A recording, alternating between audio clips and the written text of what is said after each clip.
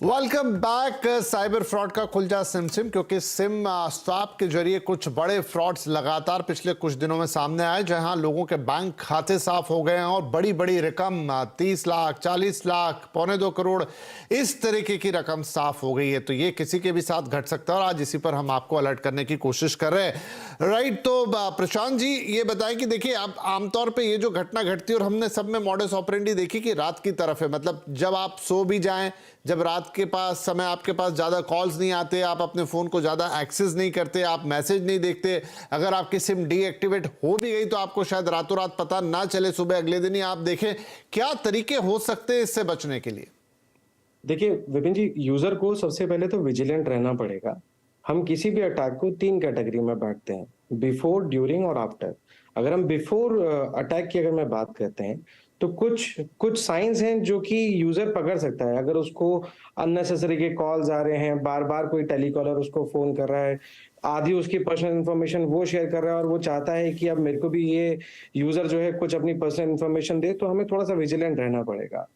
During the attack वाला जो हम कैटेगरी रखते हैं उसमें हम देखते हैं कि अगर आपका सिग्नल्स बहुत देर तक चला गया है और आप फोन रिसीव नहीं कर पा रहे हैं, एसएमएस नहीं कर पा रहे हैं, तो आपको थोड़ा सा विजिलेंट रहना पड़ेगा। और आफ्टर द अटैक में जब हम इसको डालते हैं तो हम ये देखते हैं कि हो सकता है कि आपके पास कुछ एसएमएस आए हैं या आपको कुछ अपनी एप्लीकेशंस अलग तरीके से बिहेव करती हुई नजर आए, कुछ आपकी बैंकिंग एप्लीकेशंस या आपके कुछ फाइनेंशियल चीजें या फ्रॉड हो गया हो। तो इस वाली सिचुएशन को हमें थोड़ा सा अवेयर रहना पड़ेगा। पर अब हमें करना क्या है अगर ऐसी सिचुएशन आ जाती है, तो हमें सबसे पहले करना क्या है? हमें सबसे पहले जाके अपने टेलीकॉम ऑपरेटर को रिपोर्ट करना है। उसके बाद हमें अपने बैंक को भी बताना है कि किस तरह की फाइनेंशियल फ्रॉड हुआ है। सबसे पहले यूजर को ये भी डिफाइन करके रखना है अपने किसी भी ऑनलाइन ट्रांजैक्शन में कि वो एक अपर लिमिट सेट करके रखे, सो दैट वो बच तो नहीं सकता लेकिन वो कितना उसको नुकसान हो वो इतना मैक्सिमम उसको डिफाइन कर सकता है। आप कह रहे हैं कि अपर लिमिट अपने विड्रॉल की, राइट? Correct correct. प्लस जैसे ही वो ये 3 बैंक को और टेलीकॉम ऑपरेटर को रिपोर्ट कर देता है, उसको cybercrime@gov.in पे जाके अपना रिपोर्ट करना है या वो 1903 पे भी रिपोर्ट कर सकता है। सो इस तरह से यूजर अपने आप को अवेयर कर सकता है, थोड़ा सा प्रोटेक्ट करने की कोशिश कर सकता है। इसके अलावा यूजर को अपने फोन के अंदर बहुत सारी सिक्योरिटी अपडेट्स रखने चाहिए, जैसे उसको ब्राउजर टाइम पे अपडेट करना चाहिए, उसको ऑपरेटिंग सिस्टम को अपडेट करके रखना चाहिए, एंटीवायरसेस को अपडेट करके रखना चाहिए। सोशल मीडिया पे कोई भी अपनी पर्सनल इंफॉर्मेशन उसको शेयर नहीं करनी चाहिए जो कि बाद में जाके मिसयूज हो जाए और फाइनेंशियल फ्रॉड का रूप ले ले। ठीक है। उसको किसी भी टेलीकॉलर को जो भी उसको फोन कर रहा है उसको अपनी पर्सनल इंफॉर्मेशन शेयर नहीं करनी है और अपने पासवर्ड्स को वो रेगुलरली अपडेट करते रहे। हर महीने में एक बार या 2 महीने में एक बार वो अपने पासवर्ड्स को अपडेट करके रखें। ठीक है। और अगर एक इसमें ये भी हो सकता है कि आप जैसे अगर आपको अंदेशा लग रहा है कि आपकी सिम वगैरह बंद हो गई, तो क्योंकि आप अधिकतर काम तो फोन से करते हैं लेकिन फिर भी आपके पास एक डेस्कटॉप या लैपटॉप एक्सेस होता है अपने बैंक खातों का, वहां जाके तुरंत पासवर्ड्स बदल दें कम से कम अपने ऑनलाइन ट्रांजेक्शन के।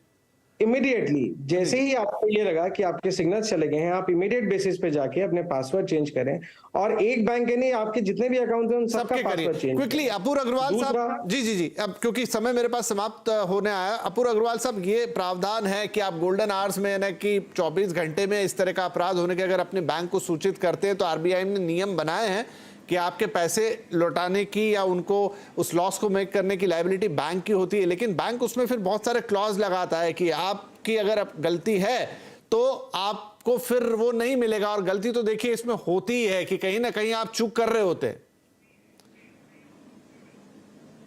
करेक्ट। देखिए गलती किस तरह की होती है उसके ऊपर निर्भर होती है कि गलती हुई है और किस तरह की हुई है।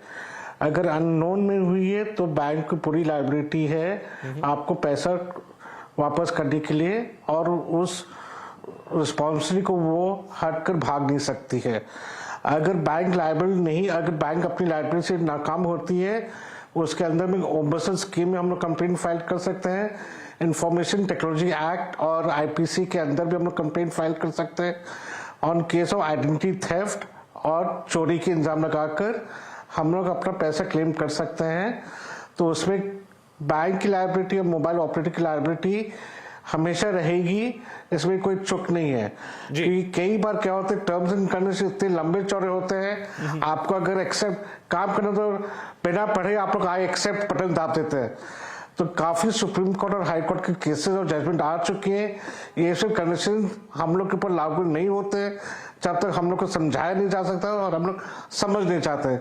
ये जो श्रिम्प रैप एग्रीमेंट हम लोग कहते हैं इसको, वो हम लोग के ऊपर 80-90%। ठीक है सर, क्योंकि मेरा समय लगभग समाप्त हो गया, लेकिन आपने ये इम्पोर्टेंट बात बता दी कि गलती किस तरीके से हो रही है उसका भी इंपॉर्टेंस है और बैंक उससे हट नहीं सकती। अगर ऐसा करती है तो ओम्बुड्समैन का भी रास्ता खुला हुआ है। हालांकि सारे झंझट से अगर आपको बचना है तो जो सतर्क रहने वाली बात है, क्या तुरंत एक्शन, देखिए अब घटना घटी जाएगी तो आप क्या कर लेंगे, लेकिन उसके बाद आप एक्शन क्या ले सकते हैं, वो सारी चीजें भी हमने आपको बताई। और अगर उसके बाद भी नुकसान है, बड़ा है, तो रास्ते बहुत सारे हैं, लीगल एक्शन हैं जिन पे आप शिकायत कर सकते हो और आगे बढ़ सकते हैं। समय मेरा बिल्कुल समाप्त हो गया, इसलिए तुरंत ही आप तीनों मेहमानों का बहुत शुक्रिया। और अवेयरनेस ही ऐसी चीजों से बचने का एकमात्र रास्ता है, इसलिए सतर्क रहिए। नमस्कार।